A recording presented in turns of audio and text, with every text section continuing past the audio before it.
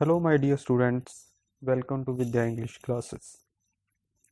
ਸਾਡੀ ਪੋਇਮ ਦੀ ਜਿਵੇਂ ਸੀਰੀਜ਼ ਚੱਲ ਰਹੀ ਹੈ, ਪੋਇਮ ਐਕਸਪਲੇਨੇਸ਼ਨ ਦੀ ਸੀਰੀਜ਼ ਚੱਲ ਰਹੀ ਹੈ। ਅੱਜ ਉਸ ਸੀਰੀਜ਼ ਦੇ ਵਿੱਚ ਜੋ ਸਾਡੀ ਨੈਕਸਟ ਪੋਇਮ ਹੈ, ਉਹ ਪੋਇਮ ਲਿਖੀ ਹੈਗੀ ਸਾਹਿਤਿਆ ਅਕਾਦਮੀ ਅਵਾਰਡ ਵਿਨਰ ਨਿਸਿਮ ਅਜ਼ੇਕੀਅਲ ਨੇ, ਤੇ ਪੋਇਮ ਦਾ ਨਾਮ ਹੈ goodbye party for miss Pushpa TS।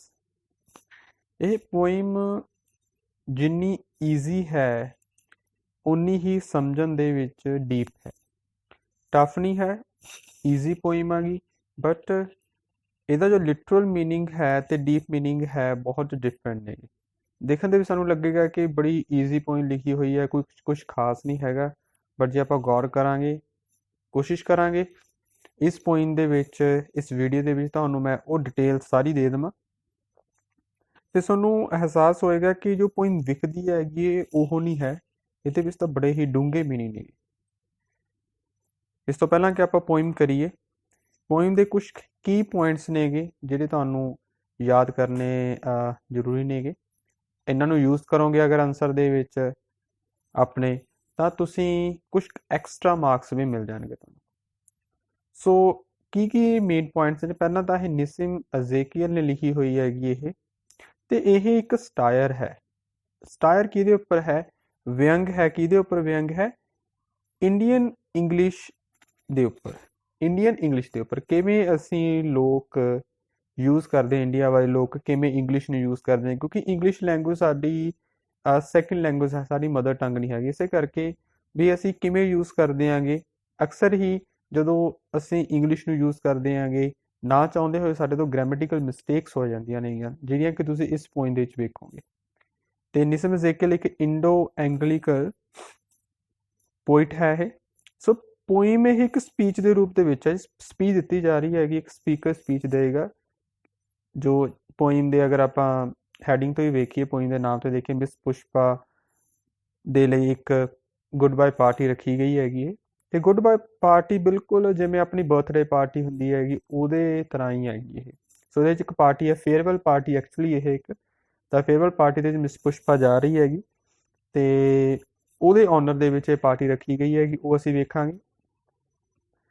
ਸੋ ਇੱਕ ਗੱਲ ਤਾਂ ਇੱਥੇ ਨੋਟ ਕਰਨ ਵਾਲੀ ਹੈ ਕਿ TS ਨਾਮ ਹੈ ਮਿਸ ਪੁਸ਼ਪਾ, ਪਰ ਪਿੱਛੇ ਲਿਖਿਆ ਹੋਇਆ TS।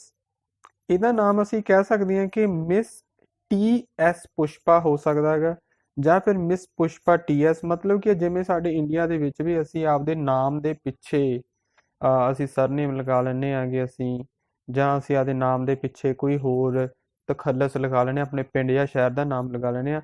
ਇਹ ਇੰਡੀਆ ਦੇ ਵਿੱਚ ਹੀ ਚੱਲਦਾ ਇਕੱਲਾ, ਹੋਰ ਕਿਤੇ ਵੀ ਨਹੀਂ ਹੈਗਾ ਗਾ ਇਹ। ਤਾਂ ਤਾਈਓ ਇਹਨੇ ਬਿਲਕੁਲ ਨਾਮ ਵੀ ਉਸ ਢੰਗ ਨਾਲ ਲਿਖਿਆ ਗਾ, ਰੱਖਿਆ ਗਾ ਨਿਸਿਮ ਅਜ਼ੇਕੀਅਲ ਨੇ, ਕਿ ਬਿਲਕੁਲ ਇੰਡੀਅਨਾਈਜ਼ਡ ਲੱਗੇ, ਇਹ ਇੰਡੀਅਨ ਹੀ ਲੱਗੇ। ਤੇ ਪੋਇਮ ਬਹੁਤ ਇੰਪੋਰਟੈਂਟ ਹੈ ਇਹ ਐਗਜ਼ਾਮੀਨੇਸ਼ਨ ਦੇ ਪੁਆਇੰਟ ਆਫ ਵਿਊ ਤੋਂ ਵੀ, ਵੈਸੇ ਵੀ। ਸੋ ਪੋਇਮ ਦੇ ਬਾਰੇ ਅਗਰ ਆਪਾਂ ਗੱਲ ਕਰੀਏ, ਇਹਦੇ ਵਿੱਚ ਨਾ ਇੱਕ ਵਰਡ ਆਉਂਦਾ ਬਾਬੂ ਇੰਗਲਿਸ਼। ਬਾਬੂ ਇੰਗਲਿਸ਼ ਕੀ ਸੀ ਤੁਹਾਨੂੰ ਮੈਂ ਦੱਸਦਾ ਵਾਂ। ਬਾਬੂ ਇੰਗਲਿਸ਼ ਦਾ ਮਤਲਬ ਉਹ ਇੰਗਲਿਸ਼ ਸੀ, ਅਸਲ ਦੇ ਵਿੱਚ ਨਾ ਇਹ ਬਾਬੂ ਇੰਗਲਿਸ਼ ਅੰਗਰੇਜ਼ ਲੋਕ ਇੰਡੀਅਨ ਲੋਕਾਂ ਵਾਸਤੇ ਯੂਜ਼ ਕਰਦੇ ਸੀ, ਉਹਨਾਂ ਇੰਡੀਅਨ ਲੋਕਾਂ ਵਾਸਤੇ ਜਿਨ੍ਹਾਂ ਨੂੰ ਇੰਗਲਿਸ਼ ਆਉਂਦੀ ਸੀ ਬੋਲਣੀ। ਉੱਥੇ ਇੰਗਲਿਸ਼ ਬੋਲਣ ਦਾ ਮਤਲਬ ਸਿਰਫ ਇਨਫੋਰਮੇਸ਼ਨ ਕਨਵੇ ਕਰਨ ਤੱਕ ਹੁੰਦਾ ਸੀਗਾ, ਇਹ ਨਹੀਂ ਸੀਗਾ ਕਿ ਬੰਦਾ ਕਿੰਨੀ ਕੁ ਸੋਹਣੀ ਇੰਗਲਿਸ਼ ਬੋਲਦਾ ਸੀਗਾ। ਤੇ ਦੂਸਰੀ ਗੱਲ, ਇਹ ਇੱਕ ਡੈਰੋਗੇਟਰੀ ਵਰਡ ਸੀ। ਡੈਰੋਗੇਟਰੀ ਨਹੀਂ, ਮਤਲਬ ਇਹ ਇੱਕ ਜਿਹੜਾ ਵਰਡ ਸੀਗਾ, ਇਹ ਇੱਕ ਸਬੋਰਡੀਨੇਟ ਵਰਡ ਸੀਗਾ। ਮਤਲਬ ਇਹ ਜਿਵੇਂ ਆਪਣੇ ਤੋਂ ਛੋਟੇ ਲੋਕਾਂ ਲਈ ਯੂਜ਼ ਕੀਤਾ ਜਾਂਦਾ ਸੀ। ਅੰਗਰੇਜ਼ ਲੋਕ ਅਕਸਰ ਹੀ ਇੰਡੀਅਨ ਲੋਕਾਂ ਵਾਸਤੇ ਇਹ ਬਾਬੂ ਇੰਗਲਿਸ਼ ਵਰਡ ਯੂਜ਼ ਕਰਦੇ ਸੀਗੇ। ਸੋ ਆਪਣੇ ਲਈ ਵੀ ਇਹ ਹੈ, ਬਾਬੂ ਇੰਗਲਿਸ਼ ਉਹ ਇੰਗਲਿਸ਼ ਹੈ, ਉਹ ਸਪੀਕਰ ਨੇ ਇੰਗਲਿਸ਼ ਬੋਲਣ ਵਾਲੇ ਜਿਨ੍ਹਾਂ ਦੀ ਮਦਰ ਟੰਗ ਇੰਗਲਿਸ਼ ਨਹੀਂ ਹੈਗੀ, ਬਟ ਫਿਰ ਵੀ ਉਹ ਇੰਗਲਿਸ਼ ਬੋਲਣ ਦੀ ਕੋਸ਼ਿਸ਼ ਕਰਦੇ ਨੇ ਤਾਂ ਕਿ ਆਪਣੇ ਸੁਪੀਰੀਅਰ ਨੂੰ, ਤਾਂ ਕਿ ਅੰਗਰੇਜ਼ਾਂ ਨੂੰ ਕੀ ਕਰ ਸਕਣ, ਹਾਂਜੀ, ਇੰਪ੍ਰੈਸ ਕਰ ਸਕਣ। ਬਰੂਸ ਕਿੰਗ ਇੱਕ ਕ੍ਰਿਟਿਕ ਹੋਇਆ, ਰਾਈਟਰ ਹੋਇਆ ਹੈਗਾ, ਪੋਇਟ ਵੀ ਹੋਇਆ ਹੈਗਾ। ਉਹਨੇ ਕੀ ਗੱਲ ਕਹੀ, ਉਹਨੇ ਜ਼ਰੂਰ ਲਿਖਣਾ ਸੀ। ਕੀ ਲਿਖਿਆ ਉਸਨੇ? Language reveal the speakers mind and social context, cliches, triteness, unintended puns are among the devices used to imply hypocrisy, pretense, limited opportunities and confusion। ਉਹ ਕਹਿੰਦਾ ਵੀ ਲੈਂਗੁਏਜ ਜੇ ਅਸੀਂ ਬੋਲਦੇ ਹਾਂ ਤਾਂ ਉਹ ਸਾਨੂੰ ਪਤਾ ਲੱਗਦਾ ਕਿ ਸਪੀਕਰ ਦੀ ਮਨ ਦੇ ਵਿੱਚ ਕੀ ਹੈ, ਉਹ ਕਿਸ ਤਰ੍ਹਾਂ ਦੇ ਸਮਾਜਿਕ ਤਾਣੇ ਬਾਣੇ ਦੇ ਵਿੱਚ ਰਹਿ ਰਿਹਾ ਹੈਗਾ। ਤੇ ਨਾਲ ਨਾਲ ਸਾਨੂੰ ਕਲੀਸ਼ੇ ਵੀ ਬੋਲਣ ਦਾ ਤਰੀਕਾ ਜਿਹੜਾ ਹੈਗਾ ਗਾ, ਨਾ ਚਾਹੁੰਦੇ ਹੋਏ ਅਨਇੰਟੈਂਡਡ ਮਤਲਬ ਕਿ ਅਣਜਾਣੇ ਦੇ ਵਿੱਚ ਕੁਛ ਵਰਡ ਬੋਲ ਜਾਂਦਾ ਹੈਗਾ। ਇਹ ਸਾਰਾ ਕੁਛ ਉਹ ਤਾਂ ਕਰਦਾ ਹੈਗਾ ਉਹ ਕਿਉਂਕਿ ਉਹ ਵਿਖਾਵਾ ਕਰਦਾ ਹੈਗਾ। ਜਦੋਂ ਅਸੀਂ ਉਹ ਲੈਂਗੁਏਜ ਬੋਲਣ ਦੀ ਕੋਸ਼ਿਸ਼ ਕਰਦੇ ਹਾਂ ਜਿਹੜੀ ਸਾਡੀ ਆਪਣੀ ਨਹੀਂ ਹੈਗੀ ਤਾਂ ਅਸੀਂ ਪ੍ਰੀਟੈਂਸ ਕਰ ਰਹੇ ਹਾਂ, ਵਿਖਾਵਾ ਕਰ ਰਹੇ ਹਾਂ, ਹਾਈਪੋਕ੍ਰੇਸੀ ਪਖੰਡ ਟਾਈਪ ਕਰ ਰਹੇ ਹੈਗੇ। ਠੀਕ ਹੈ ਜੀ। ਸੋ ਇਹ ਬਰੂਸ ਕਿੰਗ ਨੇ ਗੱਲ ਲਿਖੀ ਹੈਗੀ ਉਹਨਾਂ ਲੋਕਾਂ ਦੇ ਲਈ, ਉਹਨਾਂ ਸਪੀਕਰ ਦੇ ਲਈ ਜਿਹੜੇ ਉਹ ਲੈਂਗੁਏਜ ਬੋਲਣ ਦੀ ਕੋਸ਼ਿਸ਼ ਕਰਦੇ ਜਿਹੜੀ ਉਹਨਾਂ ਦੀ ਹੈ ਹੀ ਨਹੀਂ। ਠੀਕ ਹੈ। So goodbye party Indian imitation, ਜਿਵੇਂ ਆਪਾਂ ਕਹਿੰਦੇ ਨੇ ਕਿ ਬਰਥਡੇ ਪਾਰਟੀ ਹੁੰਦੀ ਹੈਗੀ, ਉਵੇਂ ਹੀ ਇਹ ਲਿਖਿਆ ਹੋਇਆ ਗੁੱਡ ਬਾਏ ਪਾਰਟੀ ਲਿਖੀ ਹੋਈ ਹੈਗੀ। ਸੋ ਆਪਾਂ ਪੋਇਮ ਪੜ੍ਹਦੇ ਆਂਗੇ। ਸੋ ਬੜੀ ਈਜ਼ੀ ਪੋਇਮ ਆ ਗਈ, ਕਰੀਏ ਸਟਾਰਟ ਜੀ ਆਪਾਂ। Good friends, our dear sister is departing for foreign in 2-3 days and we are meeting today to wish her born boys। ਇਸ ਸਟੈਂਜ਼ਾ ਦੇ ਬਿਲਕੁਲ ਲਾਸਟ ਵਿੱਚ ਲਿਖਿਆ ਹੋਇਆ ਆ born boys, ਇਹਦਾ ਮਤਲਬ ਹੁੰਦਾ ਹੈਗਾ ਹੈਪੀ ਜਰਨੀ, ਜਿਵੇਂ ਕਹਿੰਦੇ have a good journey, have a happy journey. ਦੋਸਤੋ, ਸਾਡੀ ਪਿਆਰੀ ਭੈਣ ਅੱਜ ਫੋਰਨ ਦੇ ਲਈ ਜਾ ਰਹੀ ਹੈਗੀ, ਵਿਦੇਸ਼ ਜਾ ਰਹੀ ਹੈਗੀ, ਆਪਣੇ ਆਪ ਨੂੰ ਹੋਰ ਅਪ ਕਰਨ ਵਾਸਤੇ ਜਾ ਰਹੀ ਹੈਗੀ, ਆਪਣੀ ਇੰਪਰੂਵਮੈਂਟ ਲਈ ਜਾ ਰਹੀ ਹੈਗੀ, ਹੋਰ ਸਕਸੈਸ ਹਾਸਲ ਕਰਨ ਲਈ ਜਾ ਰਹੀ ਹੈ ਇਨ 2-3 ਡੇਜ਼, 2-3 ਦਿਨਾਂ ਦੇ ਵਿੱਚ। ਤੇ ਅੱਜ ਅਸੀਂ ਇੱਥੇ ਮਿਲ ਰਹੇ ਹਾਂਗੇ, ਕਿਉਂ? ਤਾਂ ਕਿ ਅਸੀਂ ਉਹਨਾਂ ਨੂੰ ਵਿਸ਼ ਕਰ ਸਕੀਏ। ਇਹਦੇ ਵਿੱਚ ਗੱਲ ਕਰੀਏ, ਪਹਿਲੀ ਗੱਲ ਤਾਂ 2-3 ਡੇਜ਼, ਜਿਵੇਂ ਇਹਦੇ ਵਿੱਚ ਨਾ ਸਾਰੀ ਦੀ ਸਾਰੀ ਪੋਇਮ ਦੇ ਵਿੱਚ ਇਸ ਢੰਗ ਨਾਲ ਇੰਗਲਿਸ਼ ਯੂਜ਼ ਕੀਤੀ ਹੋਈ ਹੈ ਜਿਵੇਂ ਆਪਾਂ ਆਮ ਪੰਜਾਬੀ ਜਾਂ ਹਿੰਦੀ ਬੋਲਦੇ ਆਂਗੇ ਤੇ ਉਹਨੂੰ ਡਾਇਰੈਕਟ ਕੀ ਕਰੀਏ ਟ੍ਰਾਂਸਲੇਟ ਕਰੀਏ। ਜਿਵੇਂ ਆਪਾਂ ਕਹਿੰਦੇ 2-3 ਦਿਨਾਂ ਤੱਕ, 2-3 ਦਿਨ, 2-3 ਡੇਜ਼, ਬਟ ਐਕਚੁਅਲ ਇੰਗਲਿਸ਼ ਦੇ ਵਿੱਚ ਇਹਨੂੰ ਆਪਾਂ 2 ਔਰ 3 ਡੇਜ਼ ਲਿਖਿਆ ਜਾਂਦਾ ਹੁੰਦਾ। ਉਸ ਤੋਂ ਬਾਅਦ ਵੀ ਆਰ ਮੀਟਿੰਗ ਟੂਡੇ, ਇਹ ਵੀ ਨਹੀਂ ਐਗਜ਼ੈਕਟ ਇੰਗਲਿਸ਼ 'ਚ ਲਿਖਿਆ ਜਾਂਦਾ ਹੁੰਦਾ ਹੈਗਾ। ਆਪਾਂ ਬੋਲਦੇ ਹੁੰਦੇ we are here today, we are gathered here, we are gathered here, ਐਂ ਯੂਜ਼ ਕਰਦੇ ਹੁੰਦੇ ਆਪਾਂ। ਇੱਥੇ ਲਿਖਿਆ ਹੋਇਆ ਮੀਟਿੰਗ। ਸੋ ਪੂਰੀ ਦੀ ਪੂਰੀ ਜਿਹੜੀ ਪੋਇਮ ਹੈ ਜਾਣ ਬੁੱਝ ਕੇ ਨਿਸਮ ਇਜ਼ੇਕੀਏਲ ਨੇ ਇਸ ਢੰਗ ਨਾਲ ਲਿਖੀ ਹੈਗੀ ਕਿ ਇੰਡੀਅਨ ਇੰਗਲਿਸ਼, ਜਿਹੜੇ ਬਾਬੂ ਇੰਗਲਿਸ਼ ਹੈ, ਉਹਦਾ ਮਜ਼ਾਕ ਉਡਾਇਆ ਜਾ ਸਕੇ ਤੇ ਨਾਲੇ ਸਟਾਰ ਕੀਤਾ ਜਾ ਸਕੇ ਕਿ ਕਿਵੇਂ ਲੋਕ ਅਸੀਂ ਜਾਣ ਬੁੱਝ ਕੇ ਅਸੀਂ ਬੋਲਦੇ, ਸਾਨੂੰ ਪਤਾ ਹੈਗਾ ਕਿ ਅਸੀਂ ਪ੍ਰੋਪਰਲੀ ਨਹੀਂ ਬੋਲ ਪਾ ਰਹੇਗੇ, ਫਿਰ ਵੀ ਅਸੀਂ ਬੋਲਣ ਦੀ ਕੋਸ਼ਿਸ਼ ਕਰਦੇ ਹਾਂ। ਸੋ ਇਨਡਾਇਰੈਕਟਲੀ ਕਹ ਲਓ ਜਾਂ ਇੰਡਾਇਰੈਕਟਲੀ ਜੋ ਇਹ ਨਿਸਮ ਇਜ਼ੇਕੀਏਲ ਹੈ ਉਹ ਸਾਨੂੰ ਇਹੀ ਕਹਿੰਦਾ ਕਿ ਆਪਣੀ ਲੈਂਗੁਏਜ ਬੋਲੋ ਜੋ ਤੁਹਾਡੀ ਆਪਣੀ ਆਏਗੀ, ਕਿਉਂਕਿ ਆਪਣੀ ਲੈਂਗੁਏਜ ਅਸੀਂ ਵਧੀਆ ਢੰਗ ਨਾਲ ਐਕਸਪ੍ਰੈਸ ਕਰ ਸਕਦੇ ਹਾਂ। ਹੁਣ ਸਪੀਕਰ ਕੀ ਕਹਿ ਰਿਹਾ ਫਸਟ ਸਟੈਂਜ਼ਾ ਦੇ ਵਿੱਚ ਕਿ ਮਿਸ ਪੁਸ਼ਪਾ ਫੋਰਨ ਜਾ ਰਹੀ ਹੈਗੀ 2-3 ਦਿਨਾਂ ਦੇ ਵਿੱਚ ਤੇ ਅਸੀਂ ਇਕੱਠੇ ਹੋਏ ਹਾਂ ਉਹਨੂੰ ਅਲਵਿਦਾ ਕਹਿਣ ਵਾਸਤੇ, ਹੈਪੀ ਜਰਨੀ ਕਹਿਣ ਵਾਸਤੇ। Next stanza we are all knowing, ਵੈਸੇ ਇਹ ਆਈ ਨਹੀਂ ਹੁੰਦਾ, ਵੀ ਆਲ ਨੋ ਲਿਖਣਾ ਚਾਹੀਦਾ ਸੀ ਇੱਥੇ। ਸਾਨੂੰ ਸਭ ਨੂੰ ਪਤਾ ਹੈਗਾ ਦੋਸਤੋ what sweetness is in miss Pushpa, ਕਿ ਕਿੰਨੀ ਜ਼ਿਆਦਾ ਮਿਠਾਸ ਹੈ ਉਹਦੇ ਵਿੱਚ, ਕਿੰਨਾ ਔਡ ਲੱਗਦਾ ਇਹ ਸੁਣਨ ਦੇ ਵਿੱਚ, ਹੈ ਨਾ। ਇਹ ਲਿਖਣਾ ਸੀਗਾ ਜੋ ਕਿੰਨੀ ਸਵੀਟ ਹੈ। I don't mean only external sweetness but internal sweetness, ਉਹ ਸਿਰਫ ਬਾਹਰੋਂ ਹੀ ਨਹੀਂ ਵਧੀਆ ਹੈ, ਉਹਦਾ ਸੁਭਾਅ ਵਧੀਆ ਹੈ, ਚੰਗੀ ਨੇਚਰ ਹੈ, ਉਹ ਅੰਦਰੋਂ ਵੀ ਬਹੁਤ ਵਧੀਆ ਹੈਗੀ। ਸੁਣਨ 'ਚ ਵਧੀਆ ਲੱਗਦੇ ਪਰ ਜਿਹੜੇ ਢੰਗ ਨਾਲ ਲਿਖੀ ਹੋਈ ਹੈ ਇੰਗਲਿਸ਼ ਦੇ ਵਿੱਚ ਉਹ ਗ੍ਰਾਮੈਟਿਕਲੀ ਰੋਂਗ ਹੈਗੀ। Miss Pushpa is smiling and smiling even for no reason ਪਰ simply because she is feeling. Miss Pushpa ਹੱਸਦੀ ਰਹਿੰਦੀ ਹੈਗੀ, ਚਾਹੇ ਕੋਈ ਕਾਰਨ ਵੀ ਨਹੀਂ ਹੁੰਦਾ, ਸਿੰਪਲੀ ਕਿਉਂ? ਕਿਉਂਕਿ ਉਹਦਾ ਦਿਲ ਕਰ ਰਿਹਾ ਹੁੰਦਾ। ਸੋ ਇੱਥੇ ਐਕਚੁਅਲੀ ਸਪੀਕਰ ਕਹਿਣਾ ਚਾਹੁੰਦਾ ਕਿ miss Pushpa is always smiling, means she has a very smiling face, ਉਹਦਾ ਹਸਮੁਖ ਚਿਹਰਾ ਹੈਗਾ, ਹਮੇਸ਼ਾ ਖੁਸ਼ ਰਹਿੰਦੀ ਹੈਗੀ, ਉਹਨੂੰ ਕਾਰਨ ਨਹੀਂ ਚਾਹੀਦਾ ਖੁਸ਼ ਹੋਣ ਦਾ, ਸਿਰਫ ਉਹਦਾ ਹਰ ਸਿਚੁਏਸ਼ਨ ਦੇ ਵਿੱਚ ਹੀ ਖੁਸ਼ ਹੈਗੀ। ਸੋ ਤੁਸੀਂ ਵੇਖੋਗੇ ਕਿ ਜਿਵੇਂ ਦੇਖੋ ਤੁਸੀਂ ਵੀ ਮੈਂ ਵੀ ਹਰ ਇੱਕ ਨੇ ਆਪਣੇ ਜਦੋਂ ਲਰਨਿੰਗ ਏਜ ਹੈ ਸਾਡੀ, ਮਤਲਬ ਕਿ ਛੋਟੇ ਹੁੰਦੇ ਹਾਂ ਅਸੀਂ, ਉਦੋਂ ਅਸੀਂ ਕੰਟੀਨਿਊਸ ਟੈਂਸ ਬਹੁਤ ਯੂਜ਼ ਕਰਦੇ ਹਾਂ, ਚਾਹੇ ਪਾਸਟ ਕੰਟੀਨਿਊਸ ਹੋਵੇ ਜਾਂ ਪ੍ਰੈਜ਼ੈਂਟ ਕੰਟੀਨਿਊਸ। ਇਹਦੇ ਵਿੱਚ ਵੀ ਤੁਸੀਂ ਉਹੀ ਨੋਟ ਕਰ ਰਹੇ ਹੋਗੇ ਕਿ ਜੋ ਕੰਟੀਨਿਊਸ ਟੈਂਸ ਬਾਰ-ਬਾਰ ਯੂਜ਼ ਕੀਤਾ ਜਾ ਰਿਹਾ ਹੈਗਾ ਤਾਂ ਇਹ ਸਾਨੂੰ ਇਹ ਔਡ ਲੱਗਦਾ। ਉਸ ਤੋਂ ਬਾਅਦ ਦੇਖੋ ਕੀ ਲਿਖਿਆ ਹੋਇਆ ਹੈਗਾ ਨੈਕਸਟ ਸਟੈਂਜ਼ਾ ਦੇ ਵਿੱਚ, miss Pushpa is coming from very high family. ਹੁਣ ਸਾਨੂੰ ਇੱਥੇ ਪਤਾ ਲੱਗਿਆ ਕਿ ਮਿਸ ਪੁਸ਼ਪਾ ਦੀ ਫੈਮਿਲੀ ਤਾਂ ਬੜੀ ਹਾਈ ਫੈਮਿਲੀ ਹੈ, ਮਤਲਬ ਕਿ ਬੜੀ ਰਿਚ ਫੈਮਿਲੀ ਨੂੰ ਬਿਲੋਂਗ ਕਰਦੀ ਹੈ, ਰੈਪੂਟੇਡ ਫੈਮਿਲੀ ਨੂੰ ਬਿਲੋਂਗ ਕਰਦੀ ਹੈ। ਹਰ ਫਾਦਰ ਵਾਜ਼ ਰਨਾਊਂਡ ਐਡਵੋਕੇਟ, ਰਨਾਊਂਡ ਦਾ ਮਤਲਬ ਜਾਣਿਆ ਮਾਣਿਆ, ਫੇਮਸ, ਬੜੇ ਜਾਣੇ ਮਾਣੇ ਐਡਵੋਕੇਟ ਦੀ ਧੀ ਹੈ ਇਹ, ਇਨ ਬਲਸਰ ਔਰ ਸੂਰਤ। ਹੁਣ ਉਹਦੇ ਯਾਦ ਨਹੀਂ ਆ ਰਿਹਾ ਹੈਗਾ ਕਿ ਬਲਸਰ ਦੇ ਵਿੱਚ ਰਹਿੰਦੀ ਹੈ ਸੀਗੀ ਉਹ ਜਾਂ ਸੂਰਤ ਦੇ ਵਿੱਚ। ਇਸ ਪੁਸ਼ਪਾ ਦਾ ਜਿਹੜਾ ਘਰ ਹੈ ਬਲਸਰ 'ਚ ਹੈ ਕਿ ਸੂਰਤ 'ਚ ਆ। I am not remembering now which place, ਹੁਣ ਮੈਨੂੰ ਯਾਦ ਨਹੀਂ ਆ ਰਿਹਾ ਕਿਹੜੀ ਜਗ੍ਹਾ। ਹੁਣ ਇਹ ਵੀ ਦੇਖੋ ਗ੍ਰਾਮੈਟਿਕਲੀ ਗਲਤ ਹੈ। ਇਹਦੀ ਜਗ੍ਹਾ ਦੇ ਉੱਪਰ ਅਸਲ ਦੇ ਵਿੱਚ ਲਿਖਿਆ ਜਾ ਸਕਦਾ ਸੀ I am not getting the exact place, ਜਾਂ ਫਿਰ ਕਹਿ ਸਕਦੇ ਹਾਂ ਕਿ I don't remember the exact place. So ਇਦਾਂ ਲਿਖਣਾ ਚਾਹੀਦਾ ਸੀ ਕਿ ਨਾ ਕਿ ਆਈ ਐਮ ਨਾਟ ਰਿਮੈਂਬਰਿੰਗ ਨਾਓ ਦੀ ਲੋੜ ਹੀ ਨਹੀਂ ਹੈਗੀ ਸੀਗੀ ਤੇ ਵਿੱਚ ਪਲੇਸ।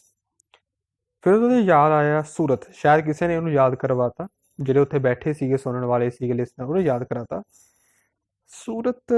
ਯੈਸ, ਹਾਂ ਠੀਕ ਆ ਸੂਰਤ। ਵਨਸ ਓਨਲੀ ਆਈ ਸਟੇਡ ਇਨ ਸੂਰਤ। ਫਿਰ ਉਹ ਨਾ ਭੜਕ ਗਿਆ ਇੱਕਦਮ। ਕਿਵੇਂ? ਗੱਲ ਤਾਂ ਉਹ ਉਹਦੀ ਫੈਮਿਲੀ ਦੀ ਕਰ ਰਿਹਾ ਸੀਗਾ, ਪ੍ਰੇਜ਼ ਕਰ ਰਿਹਾ ਸੀ ਉਹਦੀ ਫੈਮਿਲੀ ਦੀ ਕਿ ਕਿੰਨੀ ਵਧੀਆ ਫੈਮਿਲੀ ਆ। ਉਹ ਹੁਣ ਨਾ ਉਲਝ ਗਿਆ, ਕਿਉਂਕਿ ਹੁਣ ਉਹੀ ਗੱਲ ਆ, ਇੱਕ ਤਾਂ ਬੰਦੇ ਦੀ ਇੰਗਲਿਸ਼ ਨਹੀਂ ਹੈਗੀ ਵਧੀਆ, ਦੂਸਰਾ ਉਹਨੂੰ ਇੰਗਲਿਸ਼ ਦੇ ਵਿੱਚ ਬੋਲਣਾ ਪੈ ਰਿਹਾ ਹੈਗਾ ਉਹ। ਤੀਸਰੀ ਗੱਲ ਕੀ ਹੈਗੀ, ਉਹਨੇ ਸਭ ਨੂੰ ਦਿਖਾਉਣਾ ਵੀ ਹੈਗਾ, ਸ਼ੋਅ ਆਫ ਵੀ ਕਰਨਾ ਵੀ ਮੈਨੂੰ ਇੰਗਲਿਸ਼ ਆਉਂਦੀ ਹੈਗੀ। ਤੇ ਨੈਕਸਟ ਗੱਲ ਆਪਾਂ ਕਹਿ ਸਕਦੇ, ਚੌਥੀ ਗੱਲ ਕਿ ਉਹ ਤਿਆਰੀ ਨਹੀਂ ਕਰਕੇ ਆਇਆ। ਉਹ ਟਾਈਟਲ ਤੋਂ ਉਹ ਜਿਹੜਾ ਟੌਪਿਕ ਸੀਗਾ ਉਸ ਤੋਂ ਮੂਵ ਹੋ ਗਿਆ। ਹੁਣ ਕਹਿੰਦਾ ਹਾਂ ਕਹਿੰਦਾ ਮੇਰੇ ਯਾਦ ਆ ਗਿਆ, ਸੂਰਤ ਸੀਗਾ। ਕਹਿੰਦਾ ਇੱਕ ਵਾਰੀ ਮੈਂ ਸੂਰਤ ਦੇ ਵਿੱਚ ਰਿਹਾ ਸੀ, ਸਟੇ ਕੀਤਾ ਸੀ, ਜਿਹਦੇ ਨਾਲ with family members of my uncles very old friend. ਮੈਂ ਆਪਦੇ ਅੰਕਲ ਦੇ ਪੁਰਾਣੇ ਦੋਸਤ ਦੇ ਘਰ ਮੈਂ ਰੁਕਿਆ ਸੀਗਾ। His wife was cooking nicely. ਉਹਦੀ ਵਾਈਫ ਬਹੁਤ ਵਧੀਆ ਖਾਣਾ ਪਕਾ ਰਹੀ ਸੀ। ਦੈਟ ਵਾਜ਼ ਲੌਂਗ ਟਾਈਮ ਅਗੋ। ਬੜੀ ਪੁਰਾਣੀ ਗੱਲ ਹੈ, ਬੜੀ ਟਾਈਮ ਦੀ ਗੱਲ ਹੈ। ਸੋ ਦੇਖੋ ਇਸ ਸਟਾਂਜ਼ਾ ਦੇ ਵਿੱਚ ਪਤਾ ਲੱਗ ਰਿਹਾ ਕਿ ਉਹ ਟੌਪਿਕ ਤੋਂ ਭਟਕ ਗਿਆ। ਗੱਲ ਮਿਸ ਪੁਸ਼ਪਾ ਦੀ ਫੈਮਿਲੀ ਦੀ ਕਰ ਰਿਹਾ ਸੀਗਾ, ਉੱਥੇ ਆਪਦੀ ਗੱਲ ਕਰਨ ਲੱਗ ਗਿਆ, ਆਪਦੇ ਐਕਸਪੀਰੀਅੰਸ ਸ਼ੇਅਰ ਕਰਨ ਲੱਗ ਗਿਆ ਸੂਰਤ ਦੇ।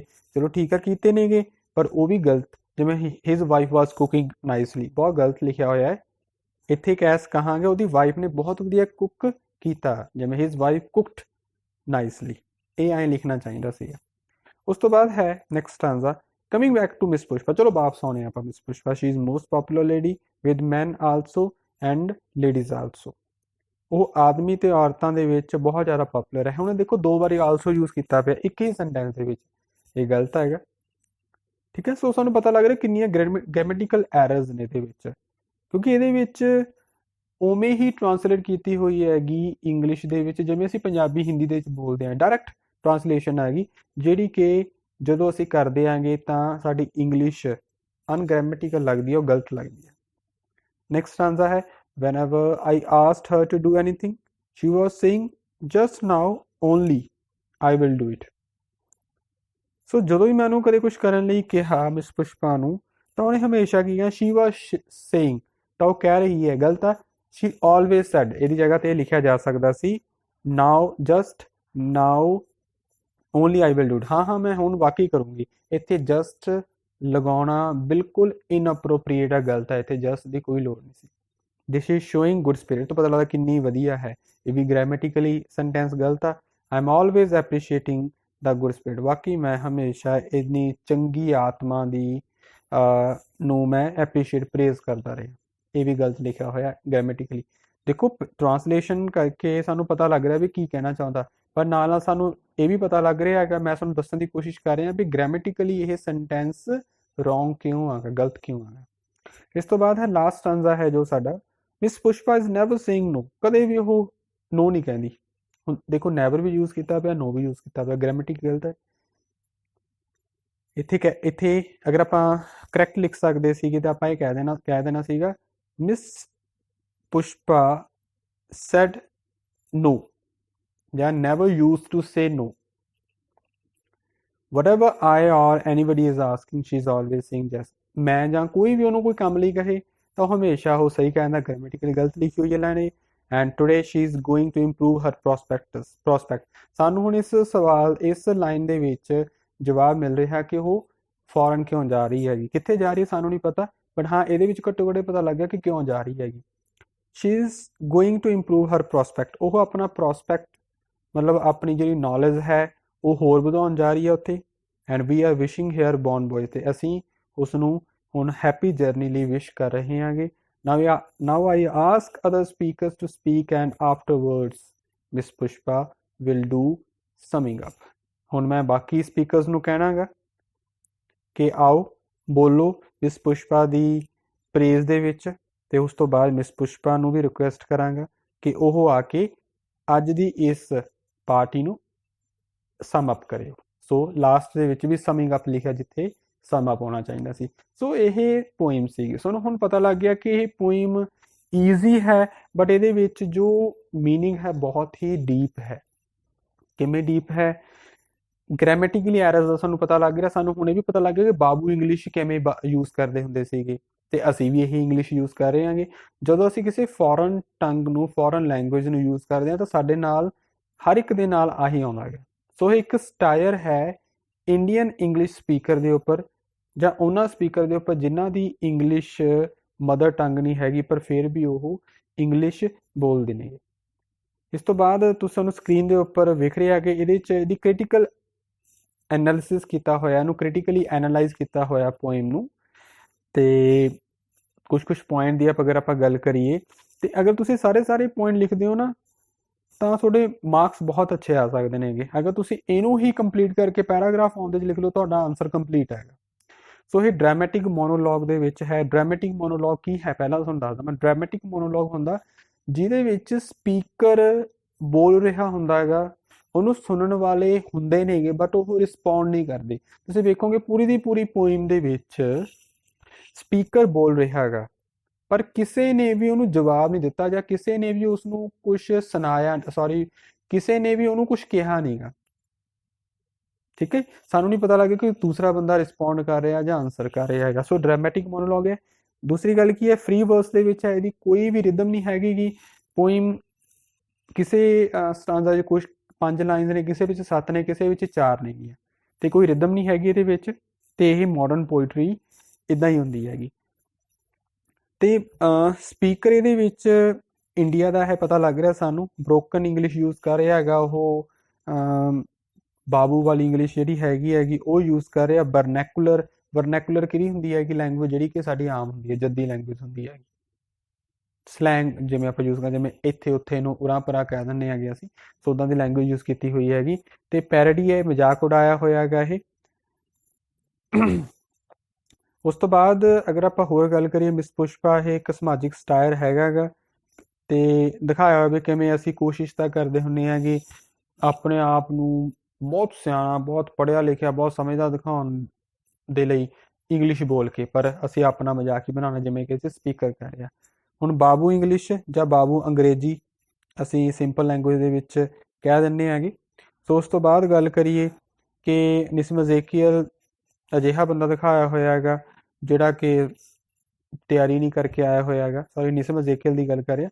ਨਿਸਮ ਅਜ਼ੇਕੀਅਲ ਨੇ ਸਾਨੂੰ ਦੱਸਿਆ ਨਹੀਂ ਸਪੀਕਰ ਕੌਣ ਹੈਗਾ, ਕਿੱਥੋਂ ਦਾ ਆਇਆ ਹੈਗਾ, ਤੇ ਸਾਨੂੰ ਤਾਂ ਇਹ ਵੀ ਨਹੀਂ ਪਤਾ ਹੈਗਾ ਕਿ ਮੇਲ ਹੈ ਕਿ ਫੀਮੇਲ ਹੈ। ਤਾਂ ਆਪਣੇ ਵੱਲੋਂ ਆਈਡੀਆ ਲਗਾ ਲੈਂਦੇ ਹਾਂ ਕਿ ਸ਼ਾਇਦ ਜਿਹੜਾ ਸਪੀਕਰ ਹੈ ਉਹ ਇੱਕ ਮੇਲ ਹੈ।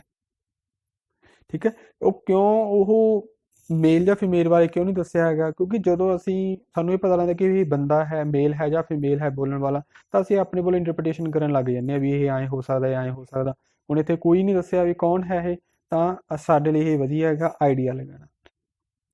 ਸੋ ਕਨਕਲੂਡ ਕੀ ਕਰ ਸਕਦੇ ਹਾਂ ਕਿ ਪੁਆਇੰਟ ਨੂੰ, ਕਿ ਇਹ ਪੈਰਡੀ ਹੈ ਇੰਡੀਅਨ ਇੰਗਲਿਸ਼ ਦੀ, ਇੰਡੀਅਨ ਸਪੀਚ ਦੀ, ਤੇ ਸਟਾਇਰ ਹੈ ਇਹ ਐਜੂਕੇਟਡ ਲੋਕਾਂ ਦੇ ਉੱਪਰ, ਜਿਹੜੇ ਕਿ ਕਹਿਣ ਨੂੰ ਆਪਣੇ ਆਪ ਬਹੁਤ ਐਜੂਕੇਟਡ, ਬਹੁਤ ਇੰਟੈਲੀਜੈਂਟ ਮੰਨਦੇ ਨੇ, ਪਰ ਜਦੋਂ ਸਿਚੁਏਸ਼ਨ ਆਉਂਦੀ ਹੈ ਬੋਲਣ ਦੀ ਤਾਂ ਉਹ ਆਪਣਾ ਹੀ ਮਜ਼ਾਕ ਬਣਾ ਲੈਂਦੇ ਨੇਗੇ। ਸੋ ਕਾਮਿਕ ਲੈਂਗੁਏਜ ਦੇ ਵਿੱਚ ਲਿਖੀ ਹੋਈ ਹੈਗੀ। ਨਿਸਮ ਅਜ਼ੇਕੀਅਲ ਦੇ ਜਿਹੜੇ ਬਾਕੀ ਪੋਇਮਸ ਨੇ ਬਹੁਤ ਟਿਪੀਕਲ ਲੈਂਗੁਏਜ ਦੇ ਵਿੱਚ ਲਿਖੀਆਂ ਹੋਈਆਂ ਨੇ, ਸਮਝਣਾ ਮੁਸ਼ਕਿਲ ਹੈਗਾ, ਪਰ ਇਹ ਸਿੰਪਲ ਲੈਂਗੁਏਜ 'ਚ ਲਿਖੀ ਹੋਈ ਹੈਗੀ। ਹਾਂ, ਅਗਰ ਆਪਾਂ ਹੁਣ ਕੱਲਾ ਉੱਪਰੋਂ ਪੜ੍ਹੀਏ ਤਾਂ ਸਾਨੂੰ ਬੜੀ ਲੱਗੂਗੀ ਯਾਰ ਕੀ ਪੋਇਮ ਕੀ ਲਿਖੀ ਹੈਗੀ, ਬੜੀ ਸਿੱਧੀ ਤਾਂ ਪੋਇਮ ਲਿਖੀ, ਬਟ ਨਹੀਂ, ਬਹੁਤ ਹੀ ਡੀਪ ਪੋਇਮ ਹੈਗੀ। ਔਰ ਇਸ ਪੋਇਮ ਦੇ ਨਾਲ ਰਿਲੇਟਡ ਕ੍ਰਿਟੀਕਲ ਐਪਰੀਸ਼ੀਏਸ਼ਨ ਤੋਂ ਬਾਅਦ ਕੁਝ ਕੁਐਸਚਨਸ ਵੀ ਤੁਹਾਡੇ ਲਈ ਹੈਗੇ ਨੇਗੇ, ਜਦੋਂ ਸਕਰੀਨ ਤੇ ਵਿਖ ਰਿਹਾ। ਇਹਨਾਂ ਦੇ ਆਨਸਰ ਤੁਸੀਂ ਮੈਨੂੰ ਕਮੈਂਟ ਬਾਕਸ ਦੇ ਵਿੱਚ ਕਮੈਂਟ ਕਰਕੇ ਜ਼ਰੂਰ ਦੇਣੇ ਨੇ। ਜੇ ਕੋਈ ਹੋਰ ਲਾਈਨ ਨਾਲ ਰਿਲੇਟਡ ਕਿਸੇ ਚੀਜ਼ ਦੀ ਵੀ ਕੋਈ ਪ੍ਰੋਬਲਮ ਹੈ ਤਾਂ ਤੁਸੀਂ ਮੈਨੂੰ ਜ਼ਰੂਰ ਮੈਸੇਜ ਕਰਕੇ ਪੁੱਛ ਲੈਣਾਗਾ, ਕਮੈਂਟ ਕਰਕੇ ਪੁੱਛ ਲੈਣਾ ਮੇਰੇ ਤੋਂ। Thank you so much.